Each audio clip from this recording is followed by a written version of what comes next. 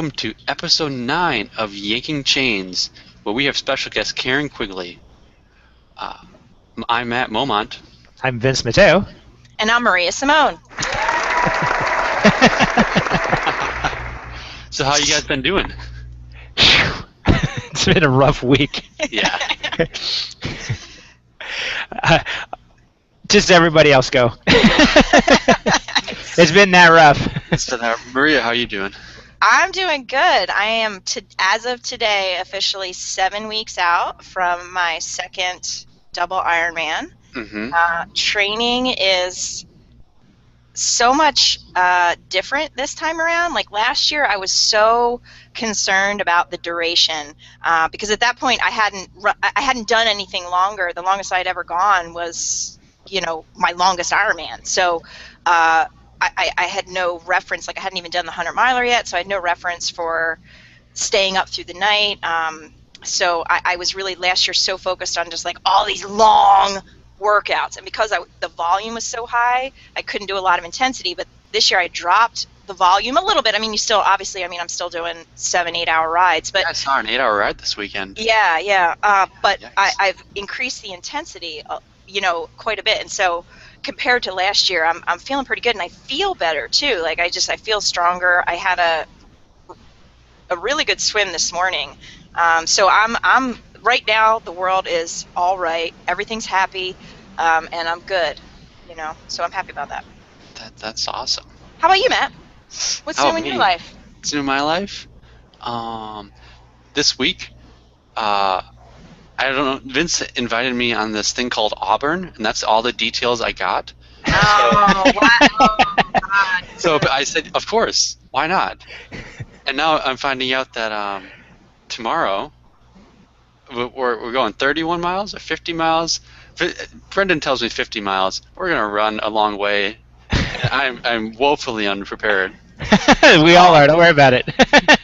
I asked if I could bring my water belt with 2 water bottles on it, and he said, "Oh, you're probably going to need more than that." This was, I believe, yesterday, so or 2 days ago at this point. So I've been scrambling to find things to wear.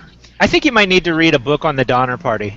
Yeah, exactly. That's how. Vince, didn't you say you had like 5 different hydration vests? Exactly. That's what I I do. said. I do. And he's not sharing. He's not sharing nicely. So That's not true. That's not true. He's gonna wear them all at once. he's giving me his left. He's giving me the cheap one, but I do appreciate that. No, I'm giving him the light one. It's got a lot of pockets. Matt's got water, and I think he can go pretty far on a minimal amount of water. All Matt needs is pockets for his sticks of butter. That's Yeah, the I know, right? Yeah, Matt, where will you carry all that food? All that food. Those 8,000 calories I need to survive each day. Oh, man. No, it's good. How you doing? So Vince, tell us how terrible your week is going. Oh, no, it just ended last night. I was like wrapping things up here to get ready for this podcast, and I killed my computer, so I'm on my other computer. But other than that, everything's going well. Training's going well. This weekend should be fun. Trying to figure out. I actually haven't figured out where we're going to start because I looked and there's where we were originally starting. There's a bunch of snow, so I don't think we can actually get there. So we might deviate. But and Brendan thinks we're running 50, but I have a feeling once he gets to like 30, he's going to be like, I'm done. So I'll make it available for us to go that far, but I think there will be a bailout option. Do you guys have micro spikes? No. Okay. I have running shoes. Yep. No, I don't think we're gonna. I don't Not want gonna want to play in the snow and ice with just running shoes. Well, I was thinking maybe start at like Robinson Flat, which is like above 6,000 feet, and there is snow there. They've shut down the campground, so I don't think that's happening. So. Well, I don't have snowshoes either, so. Neither do I. So Okay. we're not going to be playing in the snow. Okay, that's good. There might be a little bit of snow, but not anything significant. I was Yeah. hoping we'd have paved trails or something. We are. We're going to have paved trails. It'll be challenging enough. We don't need snow. We don't need sub-freezing temperatures. That's good. Or will be Donner Party. And John was taking me out on a Donner Party a couple weeks ago. He was like, "Yeah, let's go." We went to Vermont. He's like, "Let's hike the AT. Micro spikes, boots, snow pants. It was crazy. It was fun though." Yeah. It was not running though. There was was not much anyone running else? involved. How many No, people there was were not out a single solitary soul in the snowy ass woods of Vermont on the Yeah. Appalachian Trail, where there's ice. Wow. And the dog had to wear booties, for goodness sakes. So Oh, Wow. it was fun though. cool. Anyway, All I right, don't. friends. Did we get a bio on Karen? yeah, she emailed us. I guess you're going to introduce her then. Oh, I have. Oh my goodness, I gotta find it. Hold on. Is it in the doc? Is Karen still there? Did she quit? Yes. I Oh, I am. got it. Okay. Oh, good. Yes. Okay. She was still. Karen, you should like move around or something. Speaking of the mentally deranged that need some help, we've invited Karen to come help us, and all of you that are listening. And just to give you a little bit of background on Karen Quigley, she is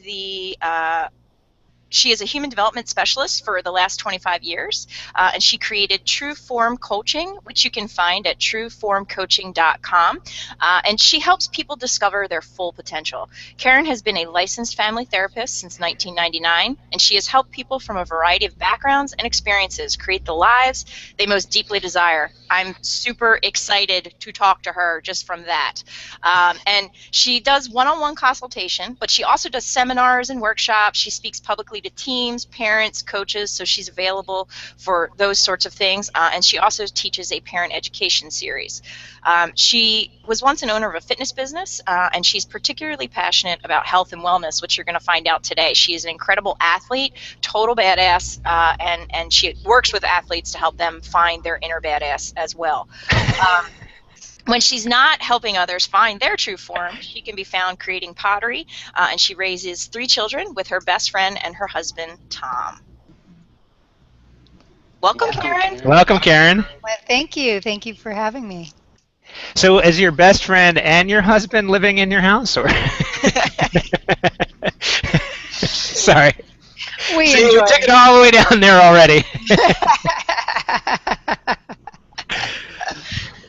We have lots of questions because So we're all many. mental.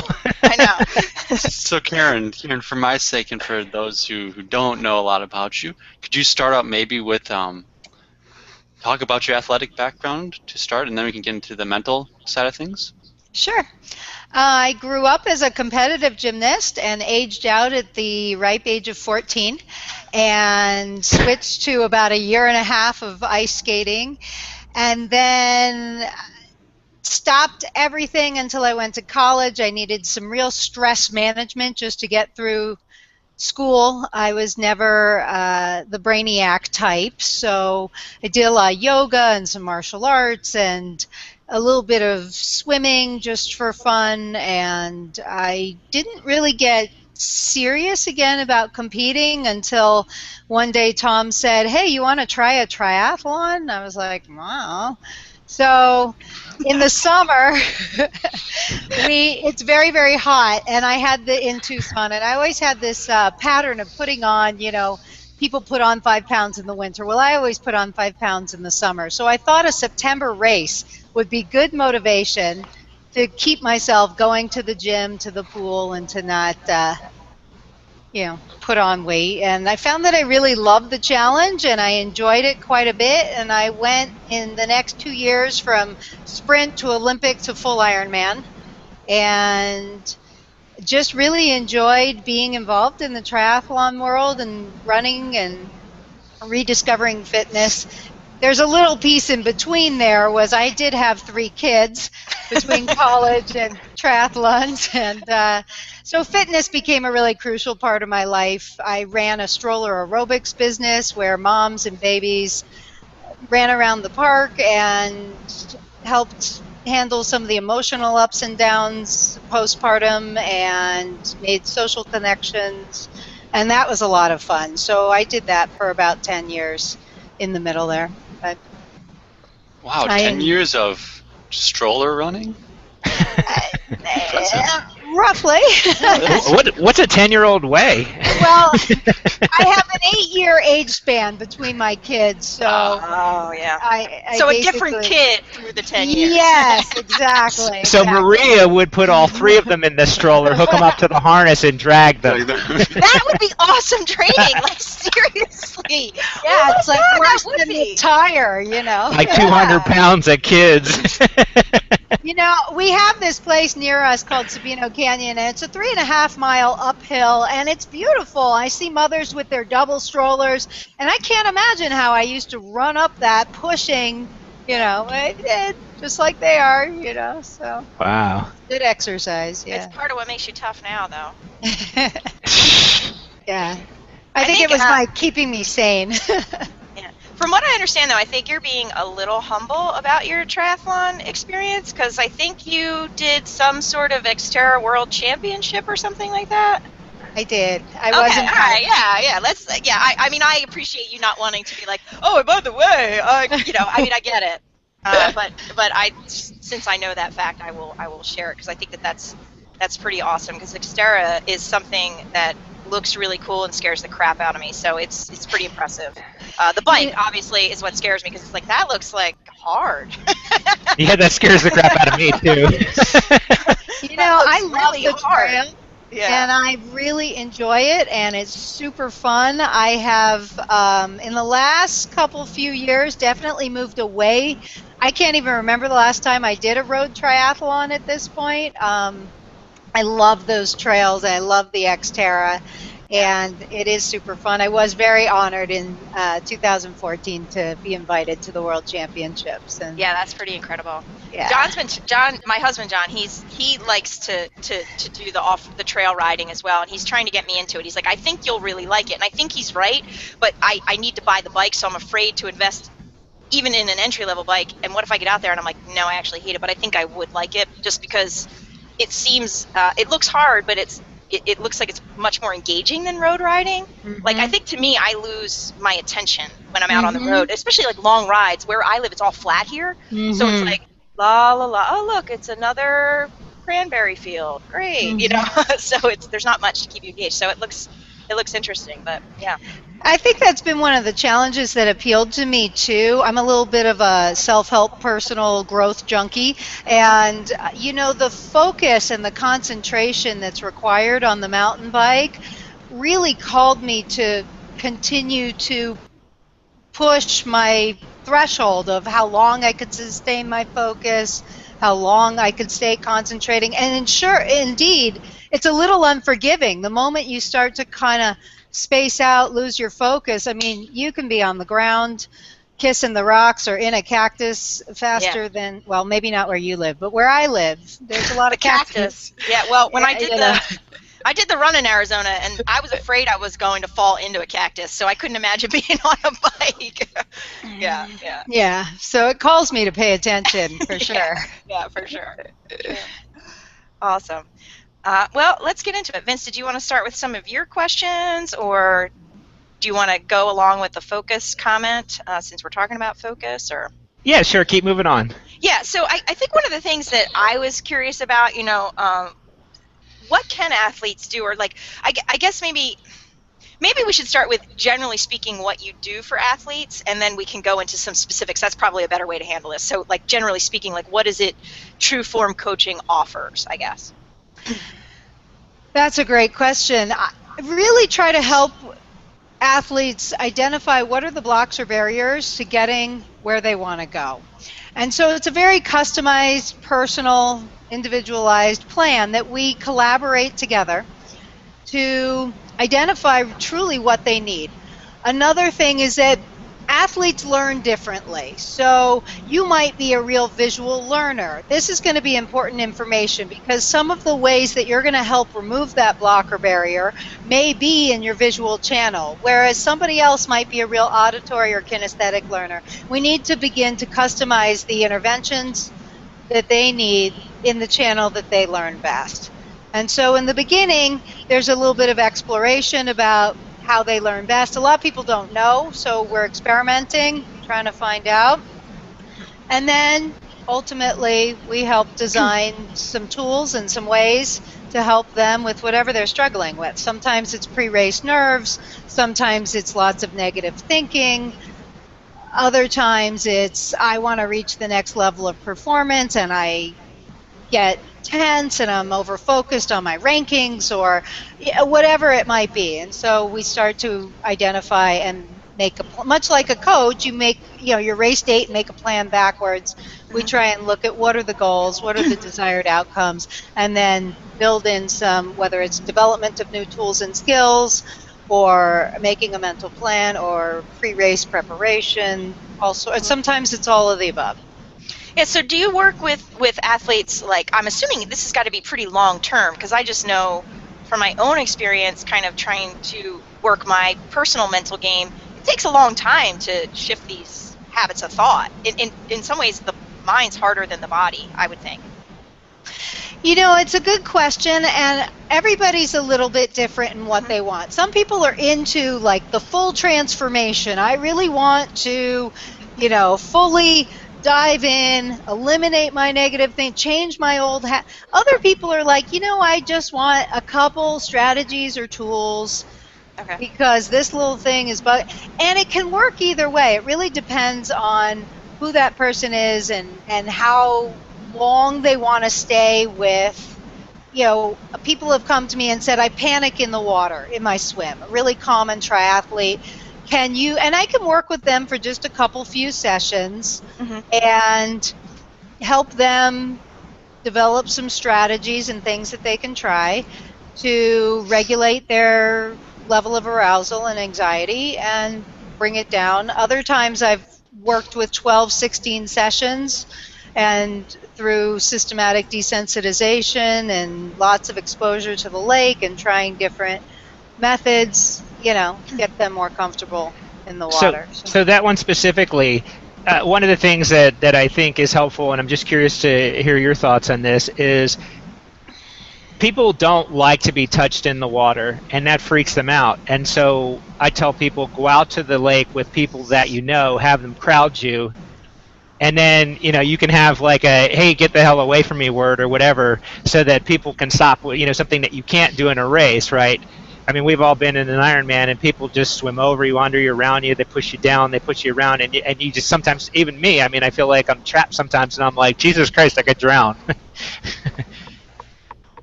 So I'm just curious, like, what are your thoughts on other methods for them to kind of work through that? So you're talking specifically about not liking to being touched in the water, or about just the anxiety, that panic feeling about the anxiety, because I mean I don't know how many times I've been in the water, but there's occasionally where something happens and maybe you swallow the water because somebody pushed you down, and it's just a natural reaction anybody's going to have, that you're like, wow, I could drown right now, and you get filled with anxiety. And I'm just curious, for a newbie, I mean, for me, it's like, all right, just calm down, get away from these people or whatever, swim to the side. I start to process it, but most people just, oh my God, I'm drowning, what do I do? And I'm just curious to, what methods that you would suggest for somebody that's new to this, that is experiencing that kind of anxiety. Right. Yeah, no, that's a great question. I think there's several techniques and tools, certainly, deep breathing. But you're right, if you're in the water and in that moment, we have things that we do before. So we're going to have them do some visualization, learn when they're out of the water how to calm their physiology down through deep breathing or progressive muscle relaxation, visualizing the hard things in the water, being in a moment like that, and then having a strategy, having a plan for handling that. So I like just rest, recover, and return. I call it the 3 R's. So if somebody can find a way to rest, recover, and return their focus, essentially. Now, some athletes like to do that with some breaststrokes. Others like to roll to their back. As you mentioned, sometimes it's very crowded, just sitting up, taking a few of those deep breaths. I mean, sometimes we have conversations about wetsuits and deep breathing, because we all know if a wetsuit in and of itself is too tight, you can get that sense of panic and claustrophobic already before you've even surrounded yourself with people. So making sure, of course, the basics, that you have a really good fitting wetsuit and it's not up against your neck. And then having a set of strategies, and sometimes it's self-talk cues as well. So anticipating that, yes, a situation that you're going to be in like that is hard, challenging, difficult, to expect that that's going to happen, and that this is how you're going to handle it. You're going to decide to take 3 breaststrokes, or you're going to roll to your back. You're going to take some really big, slow, deep breaths, calm yourself down, recover, and return your focus. Now, somebody may use some cue words. I can do this. I've done this in practice, done this in training.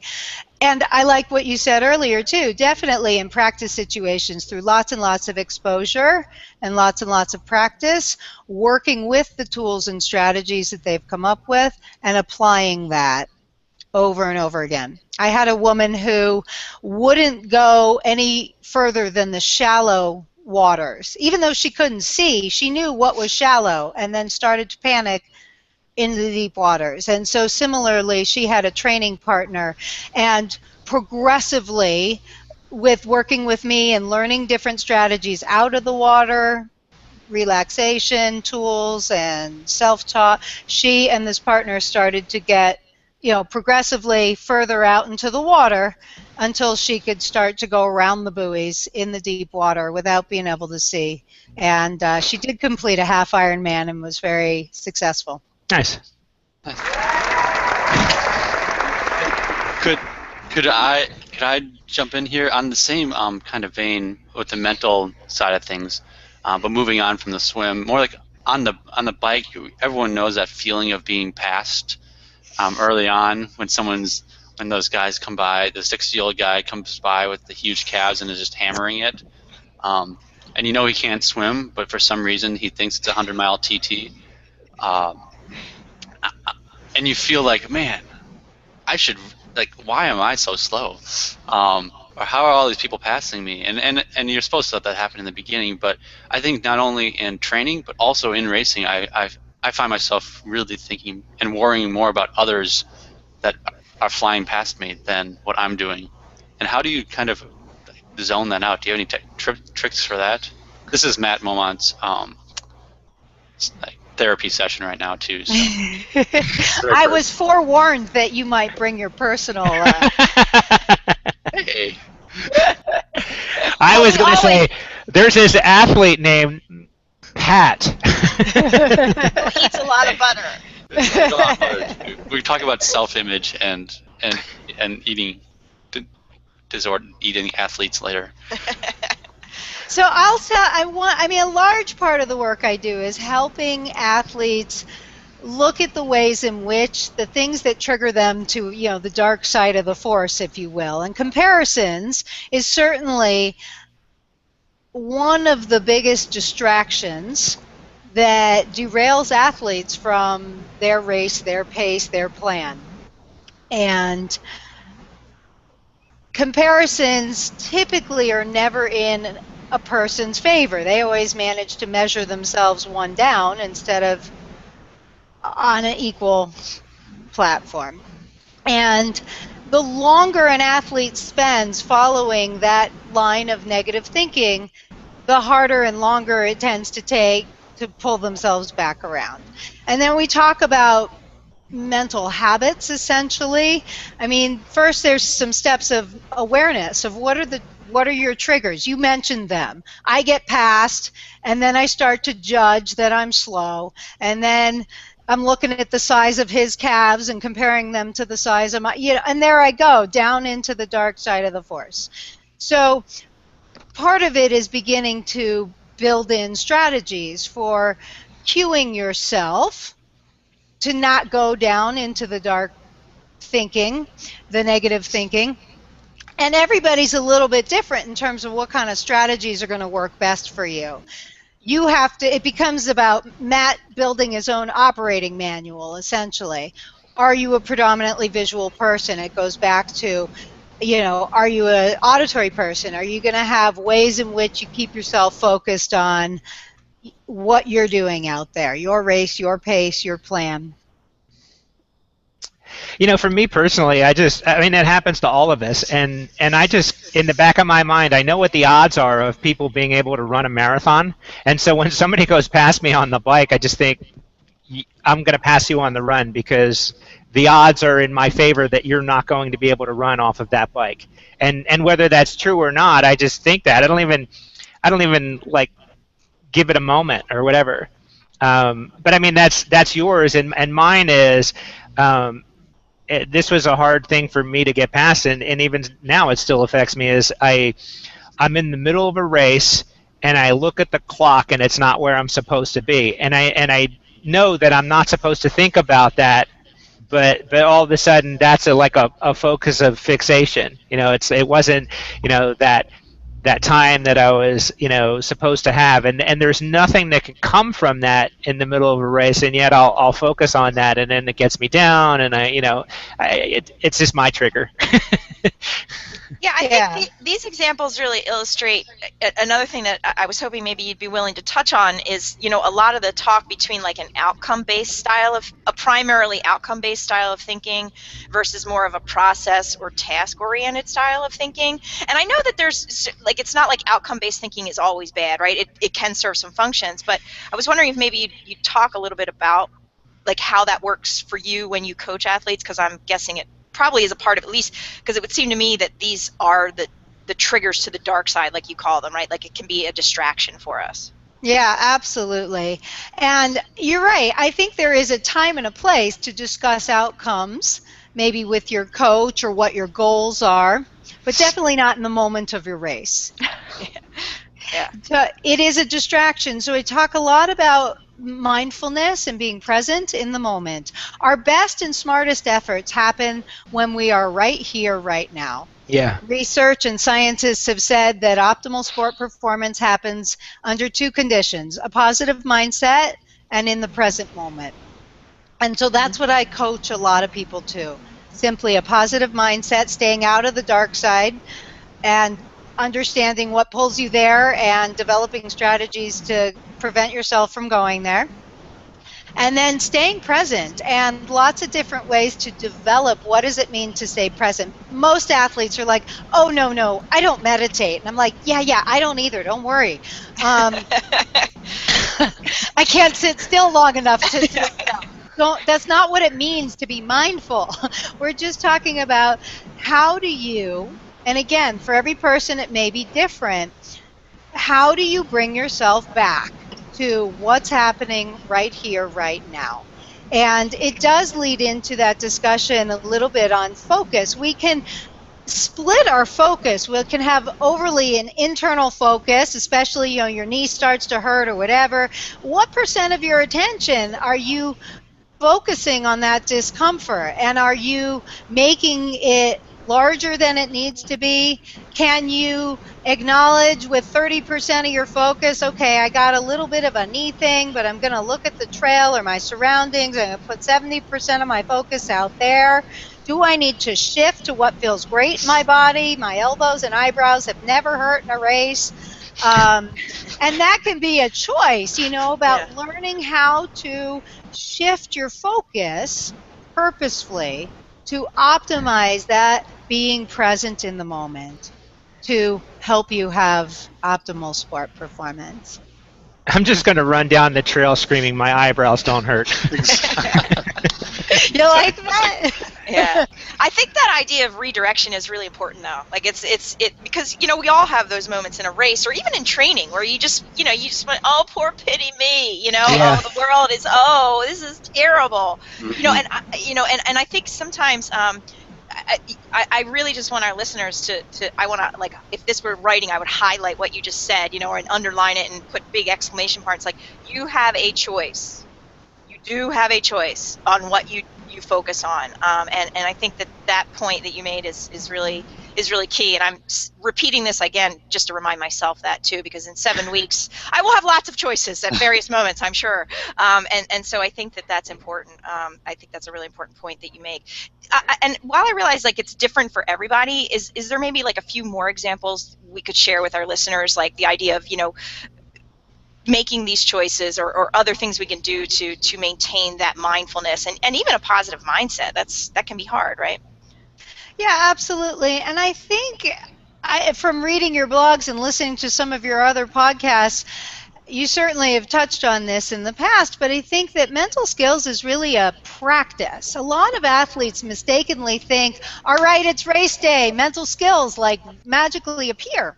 And or they save it. I get people who come call me and go, okay, I got a race next weekend. I want some mental skills. And really, you wouldn't expect to do zero physical training and then show up and do a marathon or do a 50-mile ultra. You're going to train in the physical skills. And in the same vein, mental skills are a daily practice. It's something you want to train in right along with your physical skills so that they are available to you when you show up on race day. It's train like you're going to race like you're going to train. And of course, you do somewhat need to have a little bit more of a plan, because on race day, you are going to have an added set of nerves and things, as you mentioned earlier, Vince, that you can't necessarily simulate.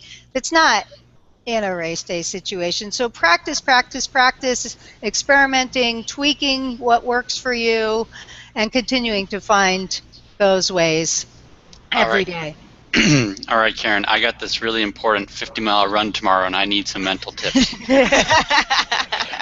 See, this is actually, I was going to say, what I like to do is put myself in situations that are harder than the race. So, Matt, that's what tomorrow is. Oh, that's right. Does Karen have any mental tips for me when I'm suffering out there? Well, you could experiment. You could experiment with switching your focus. A lot of athletes, we talk about an internal focus, an external focus, having a really broad or wide focus, a really, really narrow focus. And if you look at those 4 quadrants around focus, learning to really play around with purposefully switching your focus can become a wonderful practice. It can build a lot of self-awareness, and it can lead into what you're talking about, Maria, about having a lot of choices. When you are suffering, are you 90% focused on your discomfort? And then what can you do? Can you minimize that to keeping a 20% eye on that discomfort? And where can you place that other 80% of your focus? And figuring out what splits of attention work well for you might be really valuable. So some people like songs in their head or music, or like to look at the environment or the mile marker, maybe not mile markers, or trees or benches or whatever it is up ahead, and find those ways to really mentally refocus themselves. Again, between inside and outside, and then in what quantities. And that can become a really just interesting way to provide you with more choices, rather than, oh my God, I'm suffering and I'm over-focused on my suffering and I've got 38 more miles of suffering. Thanks, Vince. And then, there you go. And Vince is calling you pumpkin. I must be a visual person, because I tend to, we were talking about this in a previous podcast, I like to use the crowd. I like to interact with them, make eye contact with them. When I'm on the trails, I like to, look at the environment, or like when we're, racing ultras, the sunrise or the sunset, things like that.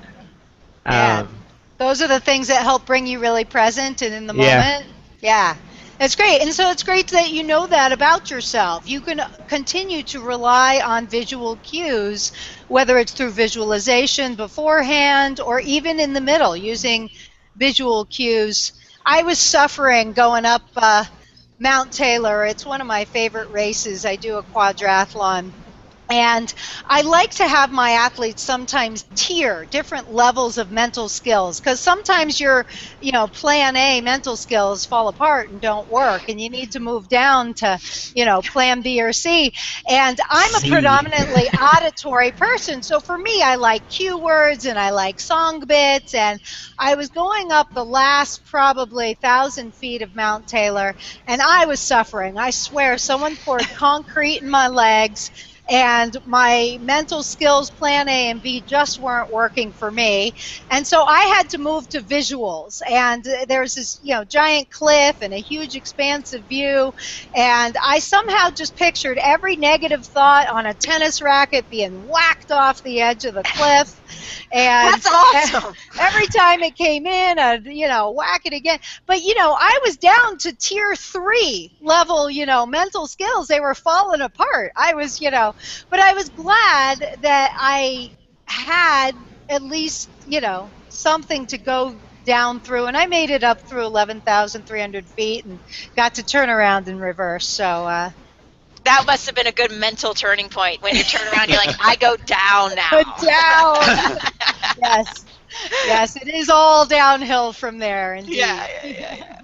I love that idea. I love that idea of whacking tennis balls. I think I'm primarily auditory though, based on what you described. Because when I'm in those moments, I am definitely like a cue word song kind of person. I sing to myself sometimes. Don't stop believing. Yeah, don't stop believing. I also like James Brown. I feel good. Like I tend, even when I feel fine, like I don't feel negative, I just tend to kind of want to keep that going.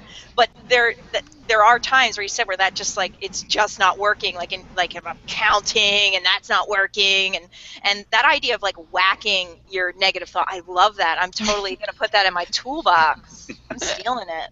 That's awesome.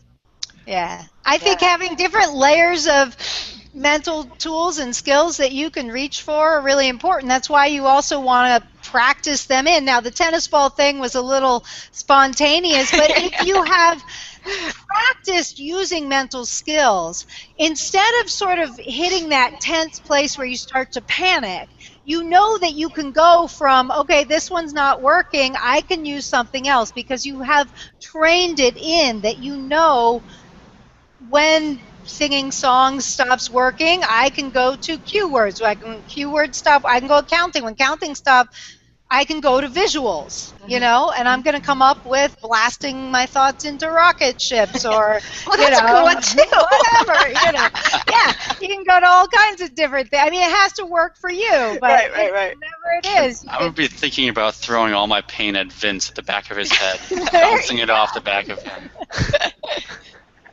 That's going to be mine tomorrow. I mean, Matt, when you're saying that, I think one of the key things working with athletes is really about finding the fun.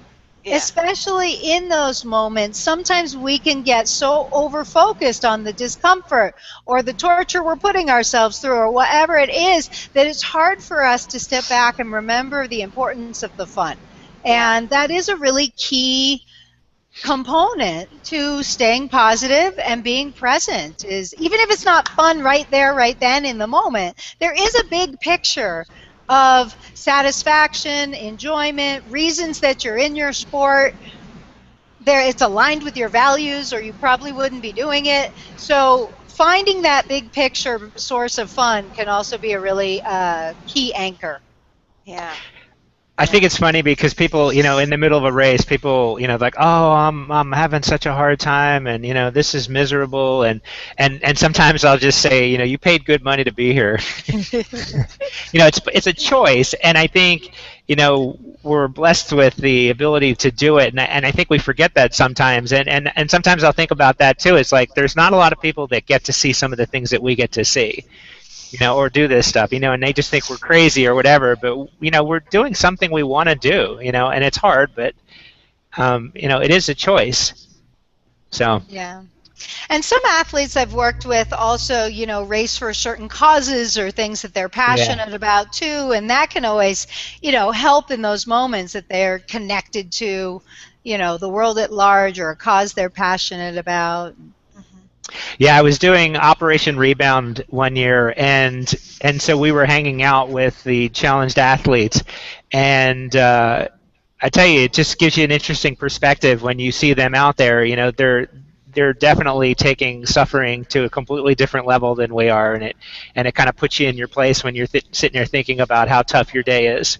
Oh, yeah. I will never forget. I was suffering in a race one time really badly, and I don't know why, but I was in that moment of pain and hurting, and a challenged athlete went blazing past me with one leg, and I thought, oh, get over it, you know? It just, in an instant, no more pity party for me, you know? I Yeah. thought, Yeah. oh, there I you think go. I think sometimes too, I know that you've done this with your athletes that you coach in training, that idea, I think you called it rest, recover, and return. Hmm. And we do that in training, and I think sometimes when we're in the middle of a race, we don't always realize that sometimes you need to do that. Hmm. Um, in some of these really ultra long races that we've done, I mean, I've watched in particular, like when I crew John, you get into the point, like I've seen him in a 100 miler, I've seen him in the double, kind of have a moment where it's like, whoa, you just need to stop. And I think we don't want to do that because it's a race.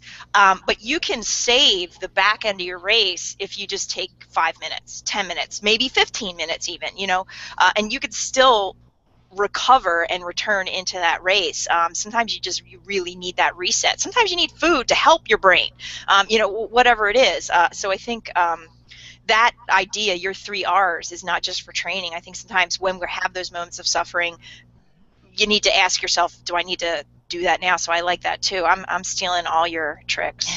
I They're like awesome. that. And, it's nice in part of building a race day strategy, just what you're talking about, is to build in that plan, either as needed or every time you come up on an aid station to do a body scan kind of check. What do I need? Do I need to rest, recover, and return? It can return your focus. Definitely, as you mentioned, fuel and hydration Yeah. can be really crucial as well.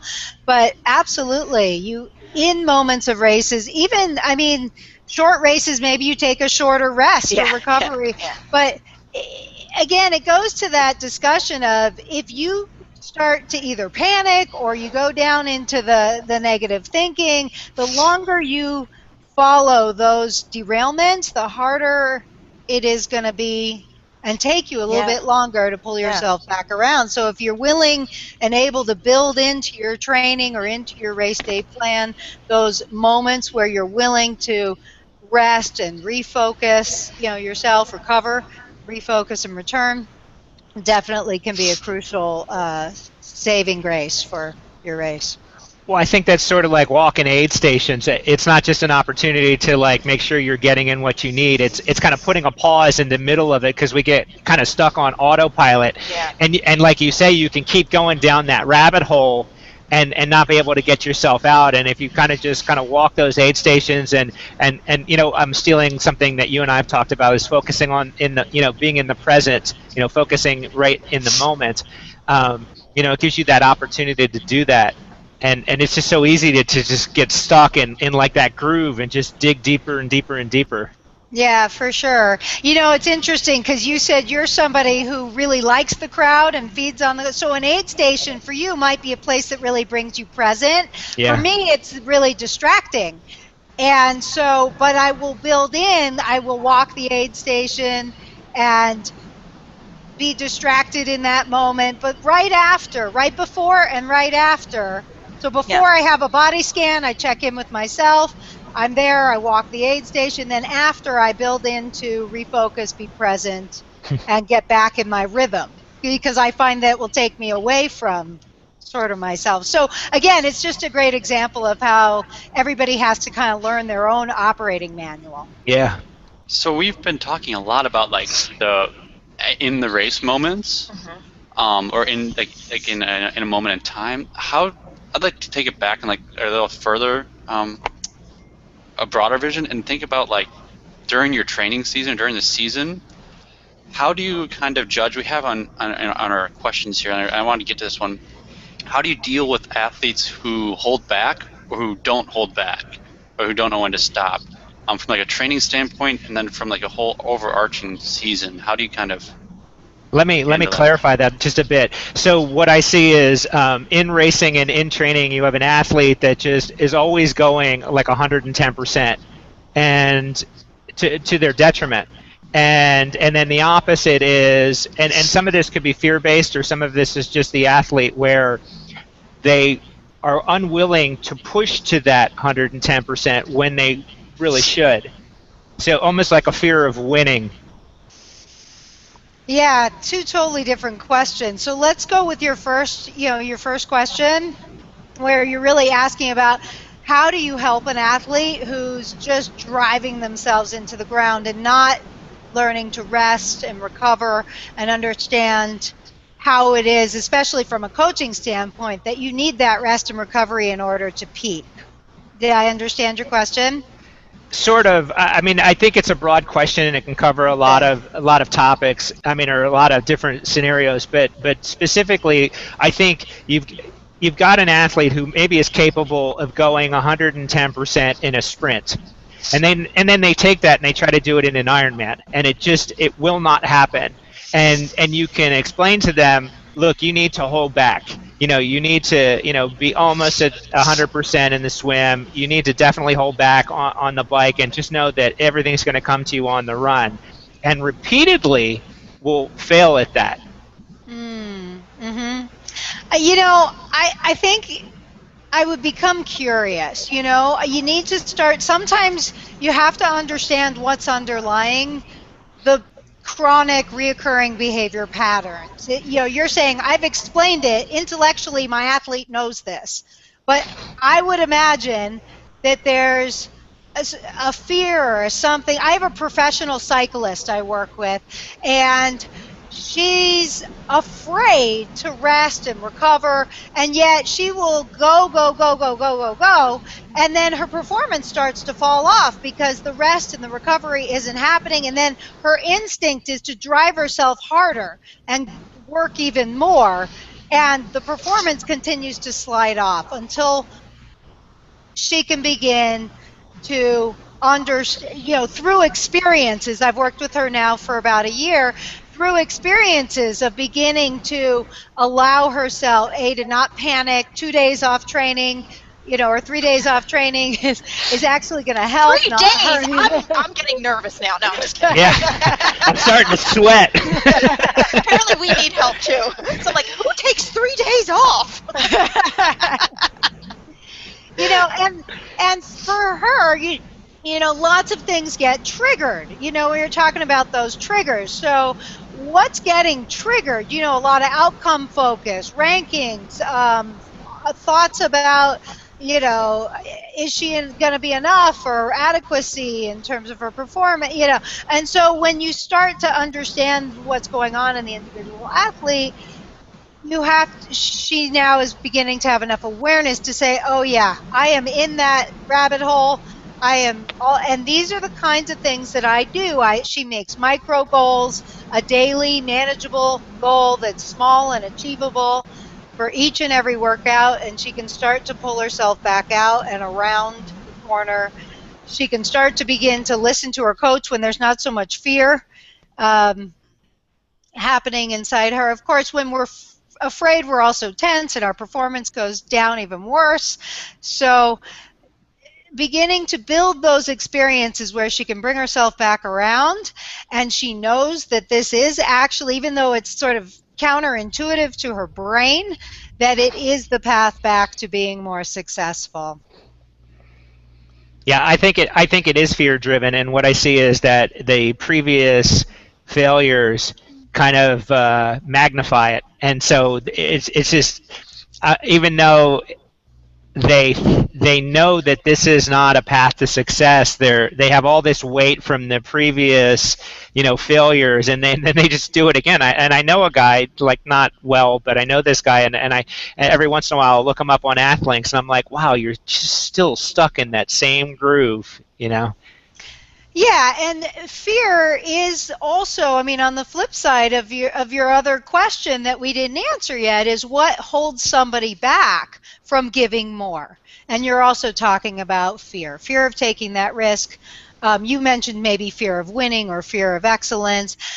There's usually some relationship to being willing to take risk, to leave it all out there, and that is a fear, something that's holding them back. So being able to kind of dig a little bit underneath and understand, help them to learn to manage fear. Sometimes with athletes too, it's as simple as teaching them that if you can tense up and make yourself a little more afraid, you can make yourself a little less afraid, and beginning to make our attitudes and our postures in our body a practice as part of what you work with. We know that there's an optimal amount of tension that you need at different moments in your race.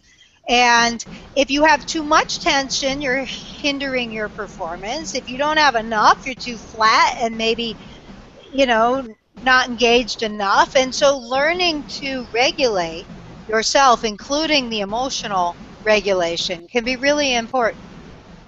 I see these pictures of me late in the race, and I'm all bunched up like this, running, so stiff, and I try to remember. I'm like, all right, think about your posture, relax. It's actually helpful to not be all like this tight knot up in my shoulders. I have these horrible race photos.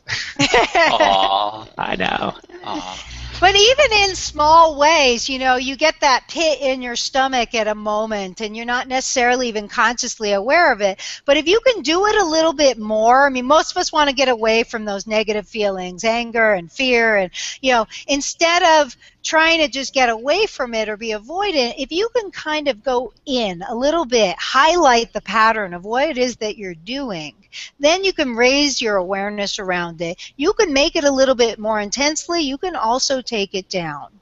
And it gives athletes a sense of self-management, some self-control. Like, I can sit in my office and say, go ahead, make yourself more stressed. Most people can figure out what they do. I get a little more stressed, Okay, make yourself a little less stressed. And all of a sudden, it's like, oh, yeah, I can manage this purposefully instead of it happening to me. And that can be a real place of empowerment, is beginning to really learn to regulate those states. And so as a practice in training, if you have an athlete who's not willing to risk, we got to begin to look at what are those points and what happens, and maybe it's what they're telling themselves. I had an elite tennis player who really was afraid to take that risk on the court. In practice, no problem, but in competition, it was all about rankings and, where was he gonna, and indeed, it interfered with his ability to take the risk, to relax. And so through a lot of some of this postural work, bringing the awareness and that experience forwards into the competitions, was able to better manage. Oh, this is that moment I tense up and don't want to take a risk. Okay, I've practiced this. I'm going to relax that tension and go ahead and play more fluidly. Do you recommend like a journal or written reflection process for this as part of an athlete's journey, or does that maybe depend on the athlete? Or it does. I mean, if I suggested to somebody like my husband, he journal daily, he's going to look at me and go, yeah, right. I don't think so. I don't see Tom journaling. Thanks, Vince. Right. So you got a lot of work on your hands there. Hi, Tom. I think he's working out or at work. I don't know. But so yeah, athlete dependent. Sometimes for some athletes, journaling is a great tool, a great skill. Other people are willing to do it in their training peaks, a little bit here and there. They're willing to take a couple notes. I have some athletes that absolutely love it and rely on it exclusively. It's great. It's a great tool for them. So it's variable. It depends, yeah. I'm sorry, go ahead. No, I was just going to say, I think if somebody is really working, say, specifically on tracking positive progress, it might be a great, even a temporary tool, so that they can see over the next 2-month period, that they've hit these particular points of progress, especially if there's somebody who has a hard time hanging on to noticing their progress. Yeah. Yeah, and in some ways too. I mean, I tend to be a journaler, so for me it works. I no notice, way. Yeah. I know that it allows me, like when I go back and I reread stuff, like even my public blog, like to see patterns in my thinking and what needs to be redirected. And even in the athletes I coach, they're putting comments in the workout, but a lot of what they're saying about the workout has to do with their mental piece too. So you start to see trends about holding back or not holding back enough, or even, we all make excuses when things don't go right? So patterns of excuse making, and what do we attribute that to? And so I was just curious what you saw, but I could definitely see for some people it not being particularly useful. Like Tom, I don't think John is necessarily a huge journaler, but he does talk about it. Like we have conversations about it. So I guess I see what you're saying. So it really kind of depends, but that expression probably has to happen somehow, whether that's in a journal or to you or to whatever. Yeah, for sure. I think it depends again on what is it that the athlete's trying to address. Right. And so journaling can be an excellent tool, either ongoingly, like for you, it's part of your process, and it works for you in an ongoing way. You like looking back, you like reading back, you can track your patterns of thinking over time through that. For some athletes who are kinesthetic, I worked with an elite runner who was going to Olympic trials, and journaling was a huge piece of her process in a similar fashion that you're describing. She really liked tracking her process and progress, her workouts, and where she was mentally, and writing down her daily goal, and did she achieve her goal, and that. So it was a pre-workout, a post-workout reflection. I mean, really worked for her. It was a powerful and strong tool. For other athletes, it might be a real short-term temporary tool. Right. Yeah, cool. I try to get people to write notes in Training Peaks, and some do, and most will. If they weren't someone who would do something like that, they will. And then I just get somebody that refuses to put anything in there, or good. It's like, thanks. I just find it's helpful. They might you might ask them, how are things going along, and they're like, oh yeah, I think training's going great, and then you go and you're reading your notes, God, I'm dying, I'm not getting any sleep, and you get these other pieces, and I think it just helps kind of build this big picture. So I encourage it, and I don't know. If I were my athlete, I don't know that I would. I'm not a journaler in that sense. I like the blog and things like that, but I just don't. I don't need to write it down. It's in my head. I know what's going on, and maybe that's good or bad. I don't know. Again, I think it goes back to what's working. Always want to do more of what's working, and so what's working for you is working. Do more of that. If it's not working, something needs to be addressed, then go ahead, do less of what's not working and address that.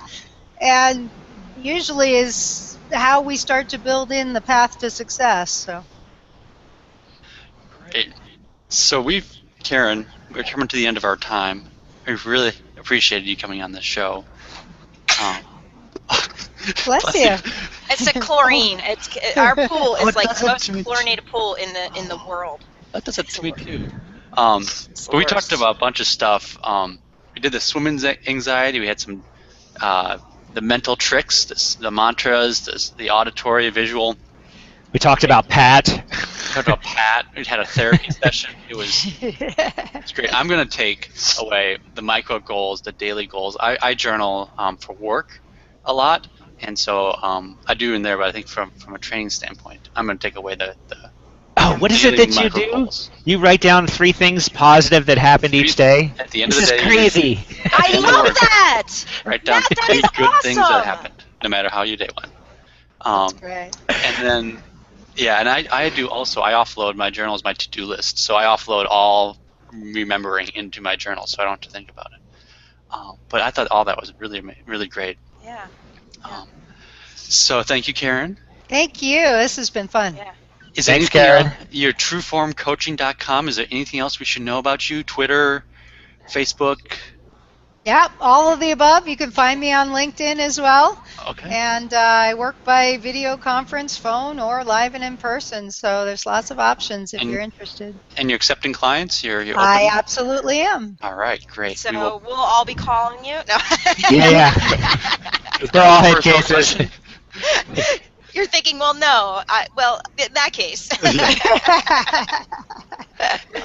I really enjoyed this therapy session. Yeah, this was awesome. Yes, thanks, Karen. It's It's been lots of fun. It's going to Thank be you so much for helpful having to me. a lot of people. Thank you. Yeah, for sure. All right, Awesome. Thanks, so guys. So Yanking Chains will be back in 2 weeks, same time, same place.